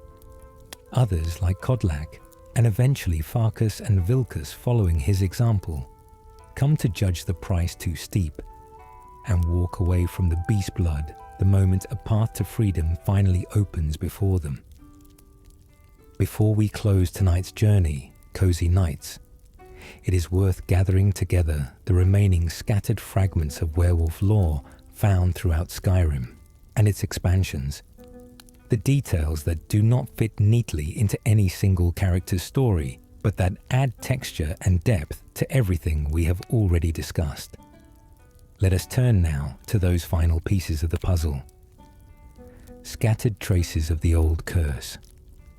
Beyond the central figures and quests we have already explored in detail, Skyrim scatters additional fragments of werewolf lore across its wider world. Small details that reward the curious and the patient, and that help complete the fuller picture of what lycanthropy means within the game's broader mythology. The book, known as Aspects of Lord Hircine, written by a scholar named Juno Pratilus of the Academy of Coral, stands as one of the more academically rigorous texts dealing directly with the Daedric Prince's nature, detailing what the scholar identifies as 5 distinct aspects of Hircine's character and worship. While the precise contents of this text drift somewhat beyond what a single evening's telling can fully cover, its very existence within the game's library of readable books confirms that Hircine's worship and influence extend far beyond the specific bargain the companion struck with him, forming instead part of a much wider, older tradition of hunters and worshippers scattered across every province of Tamriel, who have found meaning and power in his particular sphere. Another text, Living with Lycanthropy, offers guidance specifically aimed at those who find themselves afflicted with the curse and wish to continue functioning within ordinary mortal society despite it. A kind of practical survival manual for a condition that, as we have thoroughly established tonight, carries enormous social and spiritual risk for anyone who carries it openly. The very existence of such a text suggests that the companion's particular arrangement, their hidden circle, their secret rituals beneath the Skyforge, their careful concealment from ordinary guild members and Whiterun citizens alike, represents just one possible approach among many that werewolves across Tamriel's history have developed in order to survive their own condition without inviting the kind of violent persecution the Silver Hand represents. The Silver Hand themselves deserve one final moment of attention here, because their presence throughout the companion's questline represents the clearest and most consistent external threat that lycanthropy brings into a werewolf's life, entirely separate from any internal spiritual struggle, a character like Kodlak might face. These are, according to every account the game offers, self-righteous werewolf hunters, organized and dedicated entirely to the eradication of the beast blood wherever it can be found. Their hatred is not born of ignorance or superstition alone. It is a settled, deliberate conviction, one strong enough to sustain a coordinated campaign against the companions across an unknown span of years, strong enough to successfully infiltrate and kill both Skjor and, eventually, Kodlak Whitemane himself, two of the most formidable warriors within one of Skyrim's most respected guilds. Their eventual destruction at the hands of the companions, carried out in direct retaliation for these losses, closes one chapter of this ancient rivalry. But nothing within the game's own writing suggests that the Silver Hand's ideology, or others like it scattered across Skyrim's more remote holds, has been permanently extinguished.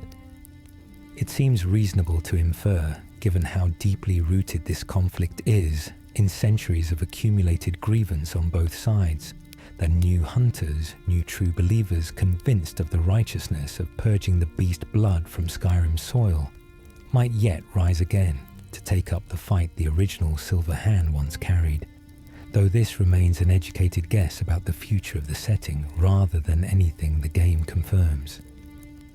The Frostmoon Pack, encountered specifically within the Dragonborn expansion's content on the island of Solstheim, offers players a glimpse of yet another werewolf community operating under entirely different values and traditions than those maintained by the companions. Led by an alpha named Majni, whose father and grandfather held that same position before him, the Frostmoon Pack is described as the last true werewolf pack remaining on Solstheim, its members having chosen to fully embrace their lycanthropy and openly worship Hircine as their patron, rather than concealing their nature the way the Circle does beneath the Skyforge, where the Circle conceals its lycanthropy, presenting a public face of ordinary guild membership while hiding its true nature in a secret chamber. The Frostmoon Pack lives instead as werewolves openly in the wilderness, welcoming other werewolves who respect their law while warning off or attacking anyone else who wanders too close to their camp. Majni will, for a werewolf who has earned Hircine's favor, offer to sell a set of unique rings tied to the Great Hunt of an earlier era. Items that expand and modify a werewolf's transformation in ways distinct from what the base game or the companion's own traditions offer. Taken together, these details suggest a genuinely different philosophical approach to what lycanthropy can mean when a community chooses to build its entire identity around the curse rather than concealing it. It is worth returning finally to the werewolves encountered simply wandering Skyrim's wilderness, hostile, feral, seen only in their beast form with no apparent human identity, ever glimpsed by those who cross their path. We touched on this briefly earlier, but it deserves one final consideration here. In light of everything else we now understand about the curse, these wild werewolves stand in stark contrast to every named character we have discussed tonight, lacking the structure, the brotherhood, the secret sanctuary beneath the Skyforge that allows Aela, Farkas, Vilkas, and the memory of Skjor and Kodlak to maintain lives, relationships, and identities that extend meaningfully beyond their beast forms. A reasonable inference here, though it drifts toward educated guesswork rather than confirmed lore, is that these feral, purely bestial werewolves represent what might happen to any werewolf denied the particular kind of community and tradition the companions have built around their own curse. Souls who perhaps received the beast blood through some other means entirely. An attack in the wild, some other chance encounter with Hircine's gift, and who, lacking any guiding tradition or circle to help them understand and manage what they had become, were eventually consumed entirely by the hunger the curse demands, until nothing of their original human identity remained visible to the world around them. If that interpretation holds any truth, it casts the Companion's own secretive traditions in a somewhat more sympathetic light, even accounting for everything we know about the genuine cost Kodlak came to believe the beast blood carried. Whatever else might be said about Terfig's original bargain, about the deception the Circle suffered at the hands of the Glenmaril witches, about the centuries of harbingers Kodlak believed.